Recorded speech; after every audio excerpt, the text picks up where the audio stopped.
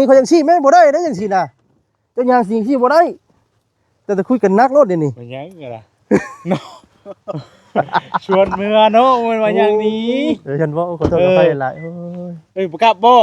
กลับมันแล้เกี่ยวบ่กลับนะบ่หยอกจะซื้อก็ได้เนาะมันยังไงบ่กินนี่ก็เห็นเจ้าเฮ็ดทำความดีแล้วทางเบื้องบนเพิ่นเห็นความงามความดีเจ้าหั่นนะเบิ่งมีหยังเนาะติคือว่าแปลกๆให้มื้อนี้ว่ะแต่ก็เคยว่าบ่ดิแล้วก็เจ้าแปลงข่อยจนฮอดเป็นปีปลายแล้วเพิ่นเว้าอีกทีนะหายังก็หาคือกระปู ได้บ่ได้เพราะว่ายังกระปูในของน่ะกบทองโตกบคุณกระปูเคยได้กบบัดนี่แมนโอ้สบายดีครับอันนี้ได้มะขามมาดิ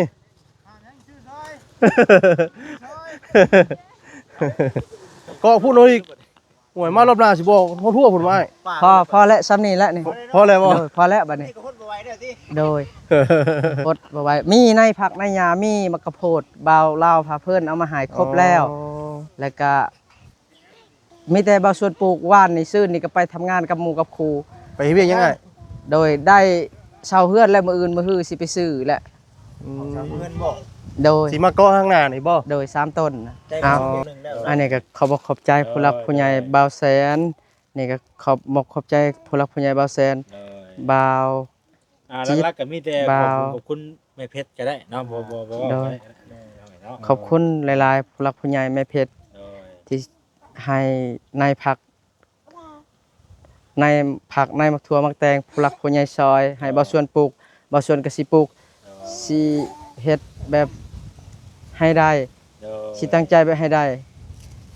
สิบ่ให้แม่บ่กินไปหาแบบนั้นอีกให้ค่าเอาในนี้แล้วซื้อกินตลาดน้อยเลยบัดนี้สิเปลี่ยนใหม่แล้วบ่ซื้อได้เนาะเงินเนาะจำนวน2ล้านพี่น้องเนาะมามอบให้ทางบ่แซนเด้อบ่ซั่นพี่น้องเอ้ยเนาะมอบให้บ่แซนจะว่าจักสิเอาไปเฮ็ดหยังกะขึ้นกับบ่แซนบ่ซั่นผมบ่ได้ระบุมาบ่ระบุมาคือได้เห็นว่าในคลิปบ่ได้ระบุว่าให้ไปอันนี้บ่ก็ระบุว่าให้นั่นแหละเนาะแมงกุจี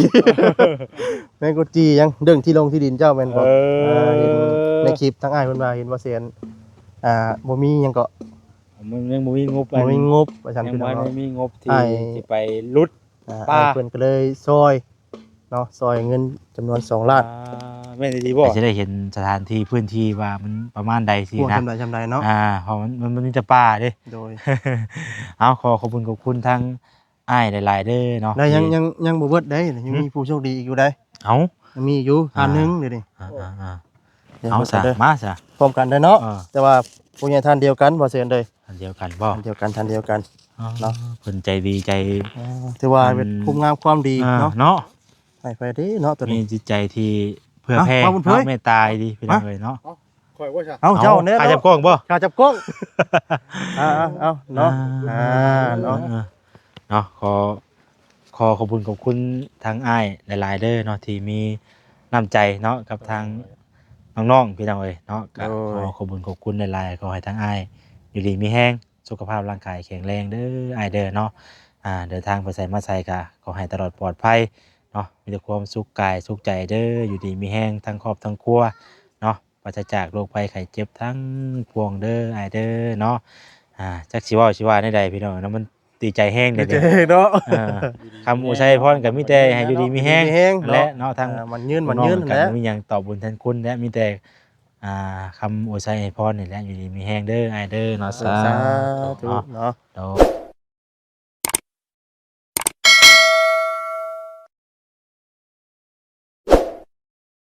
เอาพี่น้องเนาะคือคืมผ้าคืมพลแต่เด้พี่น้องเนาะต่อพี่น้องเนาะตัดภาพมามื้อนี้ก็ขึ้นมาคืนซาดันเป็นของทางไอ้ส่วนพี่น้องเนาะหรือทางพ่อบ่กิมพี่น้องเนาะ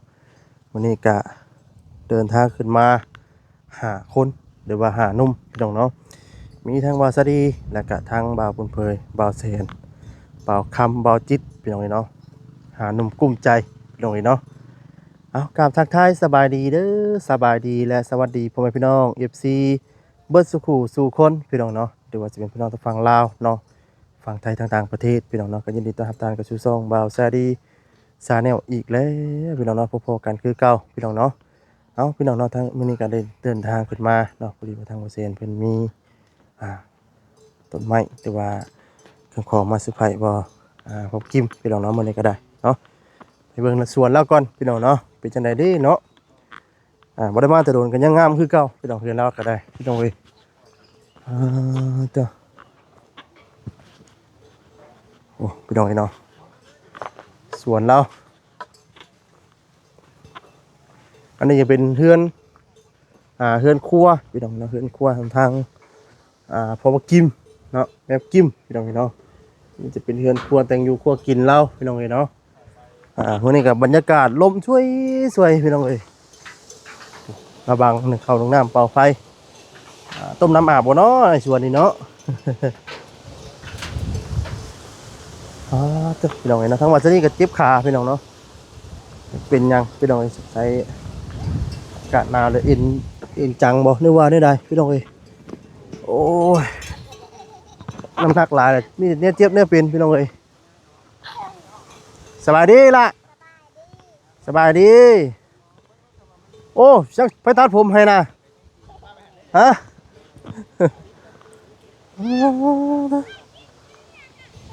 ผู้พี่น้องเนาะสวนพักสวนหญ้ามักตอกมักทั่วมักแตงเนาะมักงูสบายดีเด้อ สบายดี สบายดีแม่กิมไปหายังนะหายังก็ หาคุดกระปู ได้บ่ ได้พุ่นละ ยังกระปูว่าในคลองนะ กบทองโต กบคุณกระปูก็ได้กบบัดนี่ แมน โอ้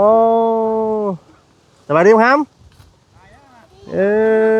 อันนี้ได้มะขามมาดิ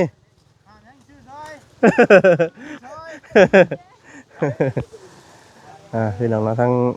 พ่อกิมแม่กิมพี่น้องเนาะว่าหยอกเพื่อนก้อนพี่น้องเนาะบ่ได้มาแต่โดนพี่น้องเลยตั้งแต่พากันมาเนาะพี่น้องเลยเนาะตั้งแต่ก่อนพี่น้องเลยถือว่ากุบลบเติบเนาะป้าตัวกุบเลิกกี่ดี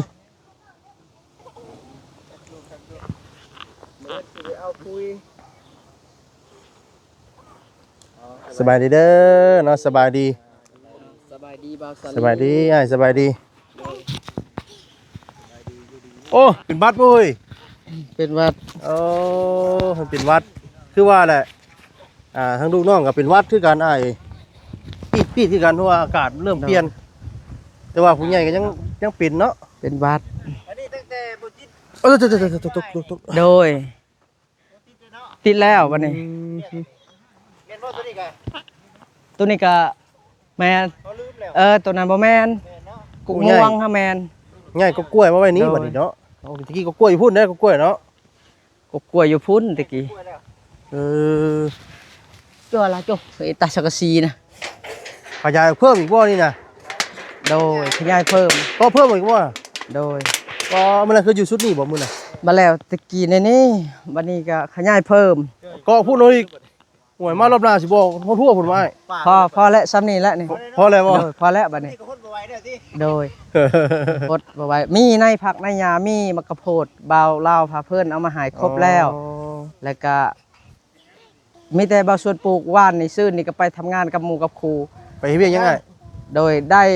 เช่าเฮือนและมื้ออื่นมื้อฮือสิไปซื้อแหละ เงินบอก โดย สิมาก่อข้างหน้านี่บ่ โดย3ต้นนะ ใจประสงค์อยากได้ชาวเพื่อนเนี่ยนี่ โดยได้เงินว่านนี่ ได้เท่าไหร ได้4-5 แสน 4-5แสนเนาะ พ่ออยู่บอกชาวเพื่อนเนี่ย พออยู่ดอกนา12เสาน้อยเสาปูน อืม มันจิตาเนี่ย ผมได้เสียมได้ โด เนาะ ยระวังเสียม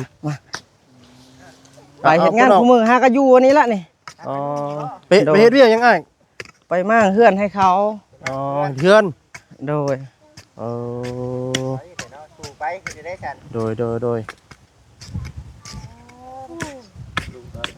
เนาะลูกหาคือกันนี่ก็ พวกผมคือกันเบิดเลยนี่ ไปตัดให้นะ แม่ปกิมแม่ตัดให้ แม่กินตัดให้บ่ โดย อ๋อ โอ้ยผมมาปุญญาเอ้ย ชมผมคือว่าค้ำแท้นี่ ผมมาค้ำบ่นี่เดี๋ยวนั้นเลย เอาสบายดีบ่าวคำเพย สบายดีสบายดีเบิดทุกคนเลยเนาะ โดย คือกันได้ผมเห็นแบบ เฮ้ย แล้วนะ นั่นคือการบ่เออ แต่งแล้วตกใจอยู่ขอจะตกจริงแน่มึงป้อ คุณเลิกดีเนาะมันสิขึ้นนั่นบ่นี่ จะคุณเลิกโพส จะคืบหนึงกับว่านั่นเด้อเด้อนี่เป็น นี่สองหนึ่ง นี่ซ้ำนี่ก็พอดีนี่ซ้ำนี่ซ้ำนี่ สำนีเนาะ บ่ต้องคุณเลิกหลายไปได้ก็ได้ โดย มาเข้าคุณเลย ประมาณ20เซนเนาะแม่นบ่บ่าว20เซน ประมาณนั้นน่ะ คนนี่ตัดผมคือกันแท้นี่ เออ เจ้าตัดเองได้บ่ว่าสวน แม่บ่กิมตัดให้ แม่กิม โดย ขยายหัวอีก โดยกกกล้วยก็บ่ได้ แม่น บ่ได้ทิ่มบ่ได้ปะดอกบาวสลี ตัวนี้มีแผนการที่ปลูกยังใช่ตัวน่ะ ปลูกมักถั่วมักแตงนี่แหละ อ๋อ แล้วก็ข้าวโพดอันนี้ปลูกข้าวโพดอันนี้ เนี่ยนักธุรกิจเด้เนี่ยนักธุรกิจคืออยู่ช่วงนี้อะเพราะว่าหน้าหนาว มากระพวกนี่ก็มาปลูกบ่นี่ งัวเข้ามาคังงัวหั่นเด้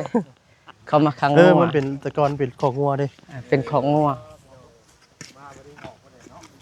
ออกหมดแล้ว มันยังบ่ทันได้ใส่ปุ๋ย แบบธรรมชาติด้วยนะ มาปลูกเลยตอนมันยังน้อยที่เขาต้องฉีดยาคุมไว้ก่อน โดย บ่อยากให้มันมีแมงกัดกิน โดยเอาสบายดีบ่าวแซน บ่สวนเนาะ โดย ยังไงได้ทรงผมใหม่บ่น่ะ ได้ส่งผม ไม่ มา เห็นแบบบ่เสร็จบ่เนาะเอกลักษณ์นะเอกลักษณ์ เจ้าก็เอามา ว่าคำข่อยตับนี่จะว่าคืออยู่ว่าจะว่า จังว่าเด้อเนาะ สบายดีเด้อเนาะสบายดี เนาะสบายดี เด้อ โดยจะพูดมากแล้วตื่นเนาะ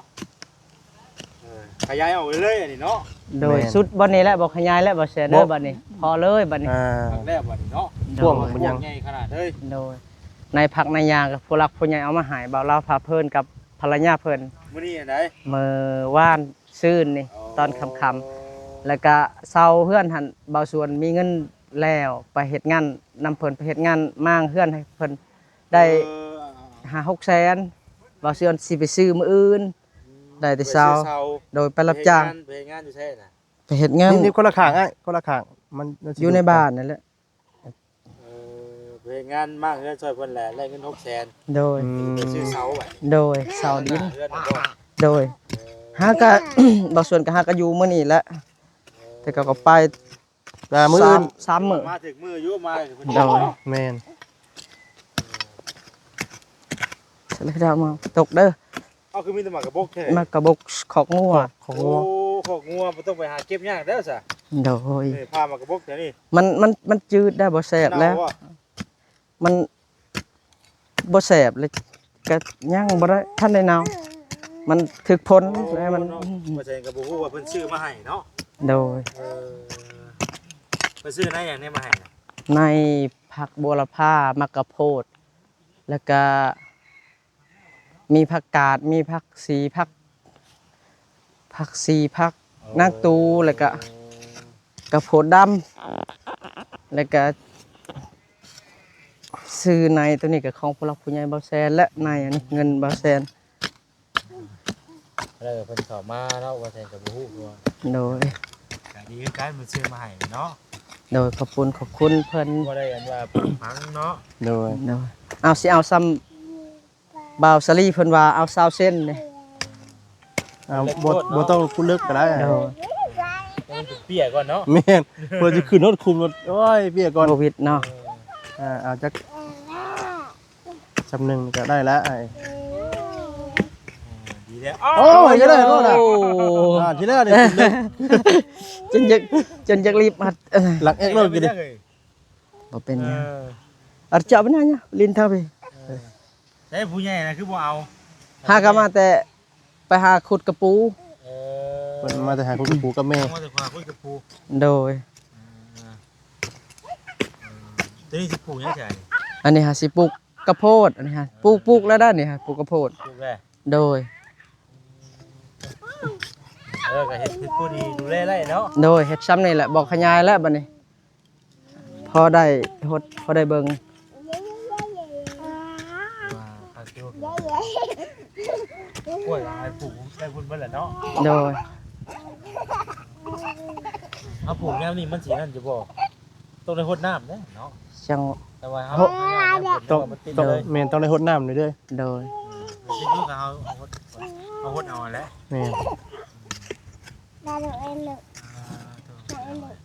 โอ้มันก็บกหลาย ไม่ใช่มีแต่ว่าบ่แซ่นมื้อนี้ก็ซื้อในภาคใหม่คือกันนะ โดย ซื้อ ซื้อในภาคแล้วก็ซื้อต้นผักกระเดา ต้นผักกระเดาว โดยมีอยู่บ่อยู่บ้านอ้ายเป็นเบี้ยมันน่ะ มีอยู่หักก็มันยังบ่ทันดอกยามนี่หั่นมันบ่ดอกยามนี่ฮะ อยู่ทุ่งไร่ทุ่งนาเนาะ โดย มีอยู่บ่ มีอยู่ก็บ่อยากมีบ่ได้ต้นผักกระเดาว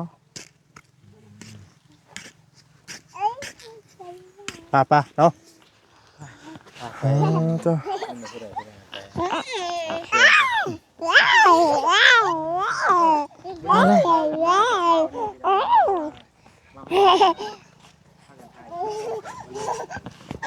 ทางครับเพราะว่ามื้อแรงนี่ทางทีมงานเฮานัดร่วมโตกับเรื่องโอเคสภาพเมื่อแน่นะ ใน กกของเบาแซนเอามาให้ตอนผูกแขนนั่นแหละนี่ อ๋อมองเด่นบ่ โดยนี่เรือหักอะได้แนวแล้วนี่ มาพอเป็นนายเอาบัดเนาะ โดย มันอยากเป็นเดืองๆเนาะ โดย มันต้องใส่ปุ๋ย ทำนี่นะมันต้องฮดปุ๋ยเขียวเนี่ยไอ้เคยเห็นป่ะ โดย ปุ๋ยเขียวอันนี้ โพยปนกันน่ะ ปุ๋ยเขียวที่เขาผสมใส่น้ำอันนี้ ปุ๋ยเกี่ยวก่อน ตัวนั้นใส่ตัวนั้นใบแดงอิ่มขึ้นแล้วถ้าวันนี้เคยปลูกเขา โดย มันเป็นปุ๋ยเขียวเขาผสมใส่ครับใส่บัวแล้วก็ฮดเด้อสินะ โอ้ เป็นปุ๋ย โดย ปุ๋ยเล่งบ่ ปุ๋ยน้ำปุ๋ยเล็ก ปุ๋ยเล็ง ปุ๋ยเล่งอ้าวเฮ้ย มา ไปละ มา บาด โอ้ยได้กบจากโตหัน โอ้ถามตรง 3โตสมพอดอกปาดแต่เช้าจน คือว่าซองบ่กินนี่ โอ้ตัวเดียวกับ 2โต ได้ได้เนาะมียังมานี่ มีอยู่ว่าแซ่ว่ามีอยู่ว่าซั่นมื้อนี้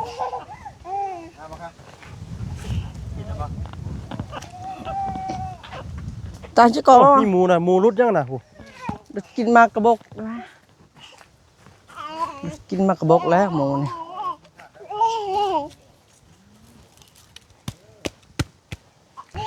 เอาแล้วติดโผดอกเจ้านี่ ติดพอ ติดอเรียรอนี่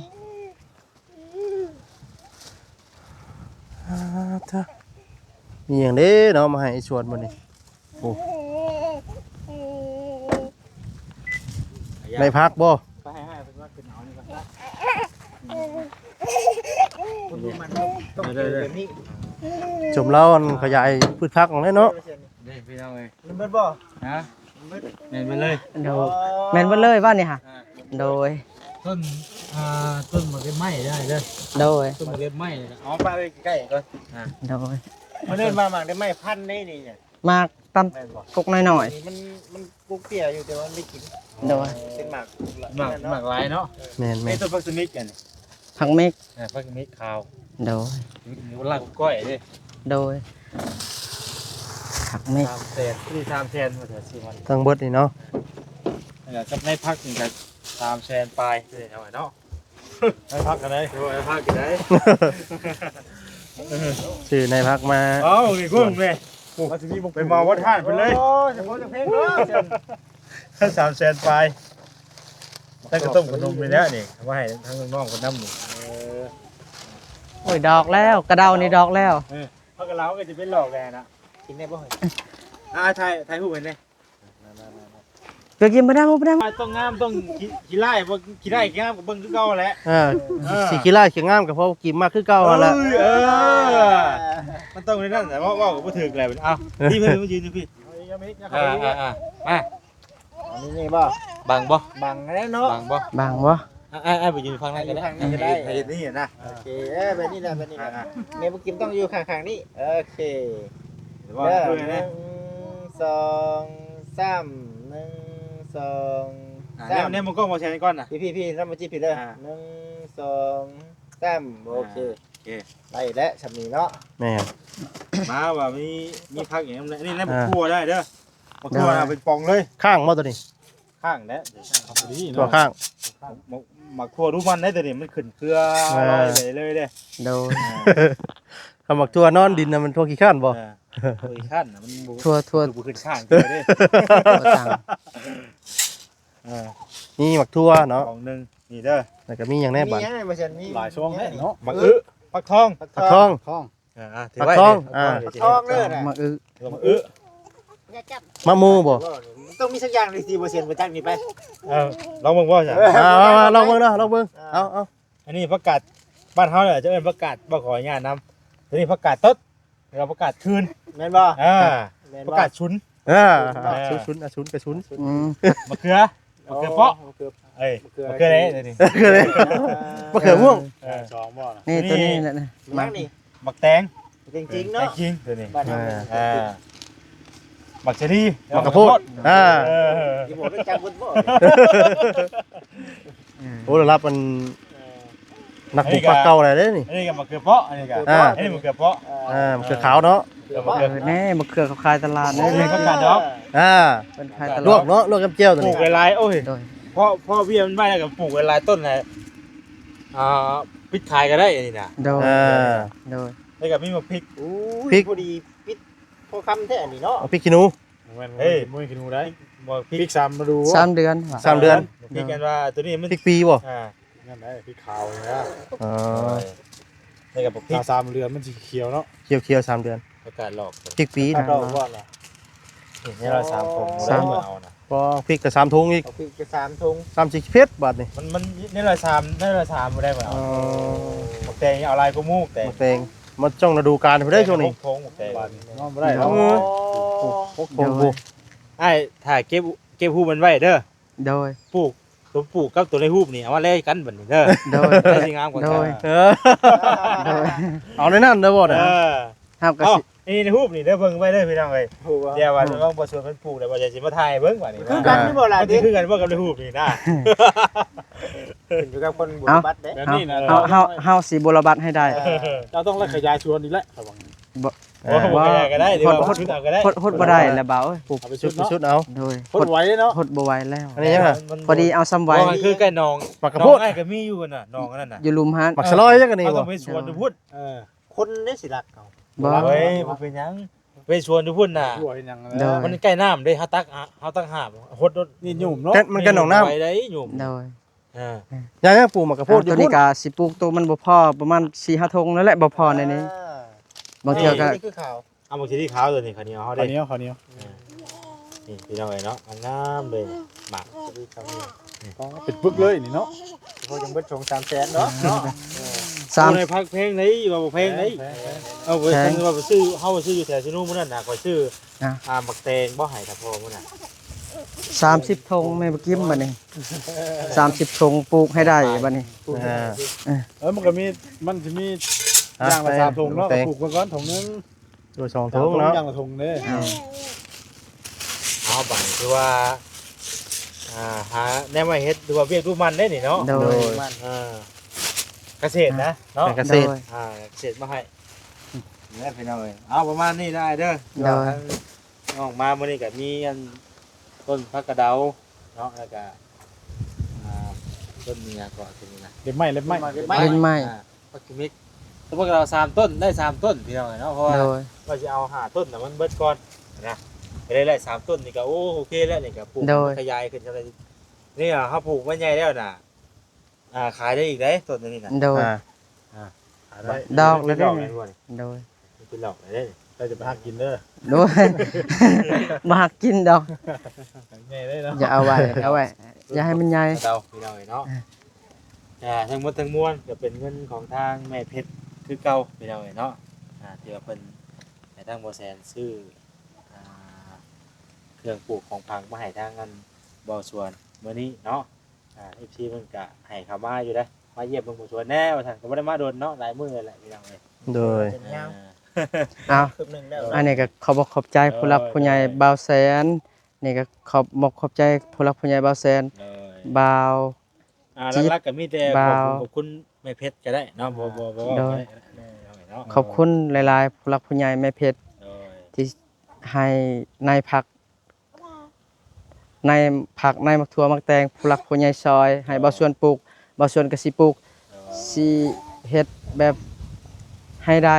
โดย สิตั้งใจแบบให้ได้สิบ่ให้แม่บ่กิมไปหาแบบนั้นอีกให้ค่าเอาในนี้แหล้วซื้อกินตลาดน้อยเลยบัดนี้ ให้สิเปลี่ยนใหม่แล้ว บ่ชื่อได้เนาะ โดย ว่า อ้าว เปลี่ยนแปลงตัวเองนะบ่ได้กันเนาะ โดย จากที่ไม่เคยซื้อก็สิปลูกกินเองวันนี้ อ้าว เนาะ ขอบคุณหลายๆผู้หลักผู้ใหญ่แม่เพชรกับเบาแซนเบาซาลี โดย บ่ไหวแล้วหากินบันนั้นไปแต่เช้าจนบ่ายโมงก็บ่ ก็สิเปลี่ยนปลูกในนี้ละ โดย กินมันบ่แหละ โดยกินในนี้ละ รู้มันเฮามีหยังปลูกนั่นแหละกินได้ปลูกเนาะ โด โด ย ย นี่แหละพี่น้องเอ้ยเอาอยากกินกับปลูกเอาบ่แล้ว แล้วก็ขอบพระคุณหลายๆเบาแซนอีกเทื่อหนึงกับของเพิ่นเอามาให้เบิดสุขสุขคนกับบ่าวคำเผยบ่าวซาลีบ่าวจิตบ่าวค่ำ โอ้ชื่ออะไรว่าชื่อเนาะ โดย ว่าแล้วก็คือว่าชาวบ่ ซื้อ โดย เสา อันนี้ก็เซาดินกับเบาส่วนสิได้ซื้อเองเบาส่วนได้เงินแล้วไปหาเฮ็ดงานนำเพิ่น 4-5 มื้อ โอ้ ได้5-6 แสนสิ ชาว ได้ เท่าไหร่ชาวเท่าไหร่ เสาดินนี่แหละว่าส่วนสิไปซื้อเอา3ต้น เสาเท่าไรเสานะ เสาละ2แสนปลาย ตอนนี้คือ เม็ดหนึ่งเม็ด 3เม็ด ไปเบิ่งไว้แล้วเนาะ แต่ยังบ่ทัน อะไรก็อะไรเงินแล้วก็ โดย ซื้อไปเลย โดยซื้อไว้ซื้อๆนี่แหละตอนได้เงินแล้วก็ญาติซื้อไว้ ก็เฮ็ดไปที่น้อยเนาะ โดย มาให้เพื่อนก็จะเกาะตัวทั้งหนามหนามานะเพราะว่ามันพุดก็จะเป็นอะไร โดย พอได้มีหน้า เนาะ เนาะ มีหมวกแน่นะหมวกบาง หมวก บาง หมวกบ่มีไว้นี่ หมวกไม่ไหว หมวกบ่มีไว้ ไม่ไหวเอากับบุญยักษ์เนาะผู้ใหญ่ประเทศไทยครับ โดย ประเทศเฮาต่อมาได้เพิ่นก็ดีใจนะภูมิใจใน เอาป สิ่ ระ ง เทศไหน ที่ แล้ว ว่า นี่เจ้าต่อ เอาเฮ็ อี ด กเนาะ เอาเฮ็ดซ้ำนี่บ่แหละ เฮา เฮ็ดต้นรักให้เนาะ เฮาสามารถต่อเติมมาอีกได้ เติมว่ากับเพิ่นก็ดีใจนำ โด โด ย ย ใจสุดอย่างไรเนาะตัวนี้นะ โดย คือว่าเฮาเฮ็ดซ้ำนี่เลยเนี่ยบ่งอกบ่เงยไปทางไหนเลยแล้วป้อเนาะ แน่ เอาว่าส่วนก็สิเฮ็ด พยายามไม่ได้เนาะ โดยตกเดือน6ก็สิเฮ็ดหน้าอีกสิพัฒนาเฮ็ดหน้า โดย ฤดูนี่เฮ็ดปลูกผักปลูกหญ้านี่แหละฮอดยามเดือน6พุ่นละสิได้ปลูกต่อเนื่อง ลูกมันก็ โดย เอาสิปลูกต่อเนื่องสิเปลี่ยนหาอยู่หากินแบบธรรมชาติก็บ่ได้หาแบบนี้แหละนี่บ่ส่วนก็มักแบบนี้แหละนี่ มัก ปลูกพังเนาะ โดยแต่กี้ก็มักปลูกนั่นนี่แหละ ดีแล้วเนาะไปไม่ได้หิวไปไว้เอาไว้ใช้นี่ บ้านคนงัวมันยังบ่กัดเลย ต้องหิวเอาไว้ ไม่ได้ชวนพุ่นแล้ว เอาไว้ในสวนเลยคนน้ำมันได้บ่แรงเด้อ โดย ประมาณนี้แหละพี่น้องเอ้ยมื้อนี้เนาะ เบิดบ่ ไปจับที่ดูเลยจับทันเลย เอาเด็กยิ้มอ่ะ ในพักมีมาให้เพื่อนพี่น้องเนาะปลูกไว้ขายพักหอมพวกอย่างนี้อยู่แล้วว่า โดยมีแล้ว สิไปเอาปุ๋ยใส่แล้วมื้ออื่นไปเอาปุ๋ยแล้วเบาคำไว้มื้ออื่น ทุกโอ้ ส่วนนั้นก็พวกเนาะอะไรอยู่ปุ๊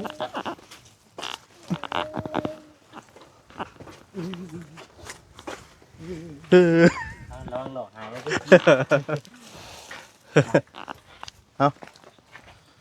ไว้สวนแล้วก็หดน้ำ โดย โอ้ทุนนักก็ตัวนี้ไอ้ เกือบ10 โล ตัวนี้เป็นมันไอ้ปลูกที่ไทยก็ปลูกเบิ่งได้จะแยงเบิ่งกันแล้ว โดย3ต้น โดย 4ต้น โอเคแล้วยังเลยเนาะต้นม่วงได้มีอยู่ว่าให้มีต้นเดียวต้นม่วงเนาะ จะเป็นหยังเนาะมี มี แต่ ต้นเดียวมีแล้วเบาแซน เนาะว่ามื้อนี้ก็มี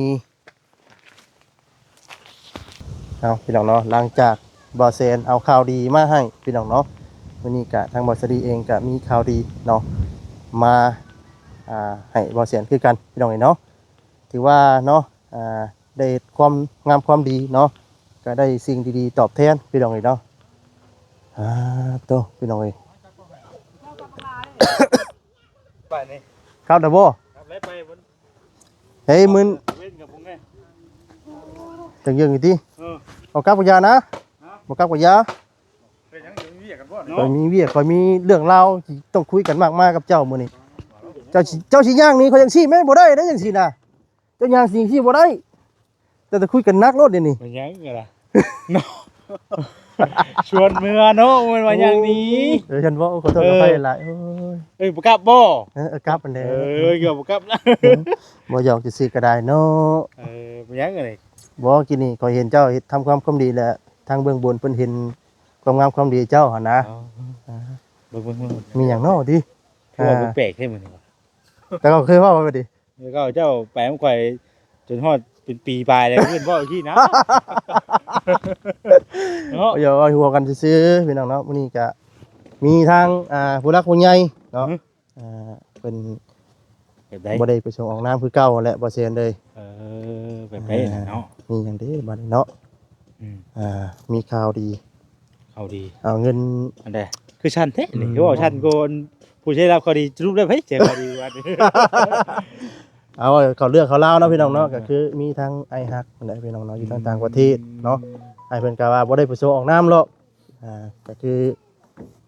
เงินเนาะจำนวน2ล้านพี่น้องเนาะ โอ้ เอามามอบให้ทางบ่แซนเด้อว่าซั่นพี่น้องเอ้ยเนาะ มอบให้เปอร์เซ็นต์ จะว่าจักสิเอาไปเฮ็ดหยังกะขึ้นกับบ่แซนบ่ซั่นมันไม่ได้ระบุมาบ่ บ่ระบุมาคือได้เห็นว่าในคลิป ไม่ได้ระบุว่าให้ไป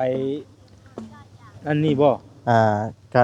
ระบุว่าให้นั่นแหละเนาะ นั่นแหละ แมงกุจี แมงกุจียังเรื่องที่ลงที่ดินเจ้าแม่นบ่เห็นในคลิปทั้งอ้ายเพิ่นว่าเห็นว่าเซียนบ่มีหยังก็ มันยังบ่มีงบ บ่มีงบว่าซั่น ยัง พี่น้อง ไม่ เนาะ มีงบที่ไปลุด ป้า อ้ายเพิ่นก็เลยซอยเนาะซอยเงินจำนวน2ล้าน แม่นดีบ่ เอาแม่นดีแล้วสิตัวยังน่ะ เจ้าพันไปจ้ะ ตบผมด้วย เจ็บอยู่ได้อย่างเนาะ 2ล้านมอบให้ทางบ่แซนเลย โดย เด้อ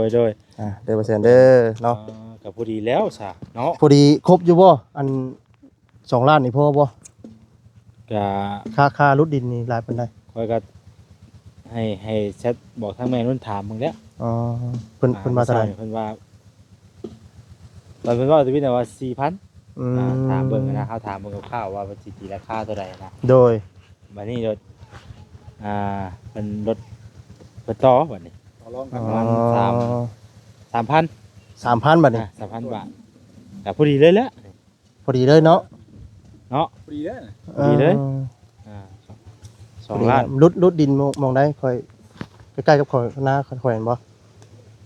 ข่อยท่านเคยเข้าไปเห็นจักเทื่อเนาะดินเจ้าเนาะ ก็มองข่อยแวะชงเจ้าแต่ละมื้อเด้ แม่นบ่ ต้องข้ามกัน โอ้ นี่ พอดีได้ใกล้ข่อยเลยแล้วซั่นเนาะเออ ก็พอดีว่าพี่น้องไอ้เนาะดินที่ว่าบ่แสนไปเบิ่งเมื่อวานนี้เนาะไปเบิ่งเมื่อวานนี่นะไปเจาะเบิ่งสินะครับเฮาก็บ่ค่อยมีเวลาไปทางหญ้าทางไทยสินะ โดย ไปทางไป มันก็หลายปีแล้วนะมันทุกเนาะ โอ้ถ้าป้าอยู่หั่นตั้งแต่ชื่อได้นะ เจ็ดป่าตอนนั้นนะ ป้าว่าตอนชื่อน่ะเพิ่นทางออกอยู่บัดนี้ หลังจากหั่นกายหลังจากที่ว่าชื่ออย่างเรียบร้อยแล้วก็มันก็ขึ้นไปตามธรรมชาติไปเลยบัดนี้นะมันฮบบัดนี้นะ ถือว่ามัน แสก็เลยแวะเบิ่งแต่มื้อนี้เห็นไปเมื่อวานนี่ก็ไปเห็นนั่นมีขยงขยะเขาเจ้าไปถิ่มใช่นะ ก็พอดีแล้วคอยก็สิเขาว่าสิเอาเงินตัวนี้ แปลงเนาะ แปลงนี่แหละเนาะล้วนเลยนี่เขาว่านั่นก็ไปมือนี่เลย เงินเลยบ่ มือลุยมือเลยได้ ดีใจกันเลยซะเนาะ เนาะพอดีแล้วจะก็แวะเบิ่งก่อน พอดีแล้วข่อยก็บ่เคยเห็นจักเทื่อดินแปลงนั้นเนาะ ดินทางผู้ใหญ่เพิ่นซื้อให้นั่นแหละพี่น้องเนาะราคา 90,000 ปลายซื้อตั้งแต่ 2-3 ปีที่แล้วพุ่นแหละ โดย ก็เฮาก็อยากมีแผนว่ากับดินตอนนั้นน่ะบ่ใช่มีแผนว่าสิ มีแผนการจะได้บ่เสีย ไปอยากปลูกเฮือนใช้ ปลูกเพื่อน ปลูกเฮือนหรือว่าเฮือนว่าสิเฮ็ดเฮือนนี่แหละพี่น้องเนาะมีแผนมาจากเฮ็ดเฮือนแต่ว่าเขาจะยามใดเนาะ โดย เอาเก็บเงินเก็บคำไร่คอยเฮ็ดคอยหาไปสินะคันว่าสิท่าให้มีเงินจังเฮ็ดบัด จักยามใดเนาะ จักยามใดสิมีเงินเฮ็ด วันนี้บัดเขาว่ามีเงินจังทีนิดหน่อยเอาบัดนี้เนาะ เล็กๆน้อยๆเอาก็เลยแบบว่าตอนนี้ก็บ่มีเงินอยู่ตอนนี้ก็ยังบ่ได้มีเงินนะแต่ว่าก็อยากไล่เงินมาแล้วก็เฮ็ดไปสินะ คอยสร้างไปเนาะ ไล่บล็อกทีละก้อน2ก้อนก็เอาแต่ละเรือน แม่นแล้วเนาะเก็บบ่ไงเก็บนี้ไปสมหน่อยเนาะ คือปวกมันอัน ก่อโพนเนาะ ก็พูดเลย ซอยกัน ชูเลยว่าแต่ว่าอยากยามไรแล้วว่าสิดีเลย โดยเอาสู้ๆไปบ่เซียนเลย โดย เนาะ เอากะทางบ่แชนก็สิเอาเงินในส่วนนี้เนาะ ของทั้งอ้ายเพิ่นไป โดยได้บ่เซนเด้อ ไปบุกป่า บุกป่า ให้ก็สิมื้นเลยพี่น้องเนาะ โดย เพราะว่าทางบ่แซงก็ตั้งใจไว้อยู่แล้วว่าอยากรุดอยู่แล้วนะหาป้าไว้ก็มาให้ฮกไปเลยสินะพี่น้องก็สิ โดย ก็จะได้เห็นสถานที่พื้นที่ว่ามันประมาณใดสิ พวก นะ จำได้เนาะ เพราะมันมีแต่ป่าเด้ โดย เอาขอบคุณทั้งอ้ายหลายๆเด้อเนาะ แล้วยังบ่เบิดได้ยังมีผู้โชคดีอีกอยู่ได้ เอา ยังมีอยู่ท่านหนึงเดี๋ยวนี้ เอาซะ เด้อ มาซะ พร้อมกันได้เนาะ เออ แต่ว่าผู้ใหญ่ท่านเดียวกันบ่เซียนเลย อันเดียวกันบ่ ท่านเดียวกันท่านเดียวกัน เนาะ เพิ่นใจดีใจ ถือว่า มัน เป็นภูมิงามความดีเนาะ เนาะ ให้ไปเด้เนาะตัว มี นี้ จิตใจที่เพื่อ อ่ะ แผ่ ว่าบุญเผย เนาะเมตตาดีพี่น้องเอ้ยเนาะ ข่อยว่าจ้ะ เอาเจ้าเนี่ย อาจับกล้องบ่ ข้าจับกล้องเอาเนาะเนาะ เนาะขอบคุณทางอ้ายหลายๆเด้อเนาะที่มีน้ำใจเนาะกับทางน้องๆพี่น้องเอ้ยเนาะก็ขอบคุณหลายๆขอให้ทางอ้ายอยู่ดีมีแห้งสุขภาพร่างกายแข็งแรงเด้ออ้ายเด้อเนาะเดินทางไปไสมาไสก็ขอให้ตลอดปลอดภัยเนาะมีแต่ความสุขกายสุขใจเด้ออยู่ดีมีแห้งทั้งครอบทั้งครัวเนาะปราศจากโรคภัยไข้เจ็บทั้งพวงเด้ออ้ายเด้อเนาะจักสิว่าได้ใดพี่น้องเนาะมันดีใจแห้งเด้อ เจ๊เนาะ คำอุชัยพรกับมิแต่ให้อยู่ดีมีแห้ง และเนาะทาง มันยืน กั แหละ มีอย่างตอบบุญแทนคุณและมีแต่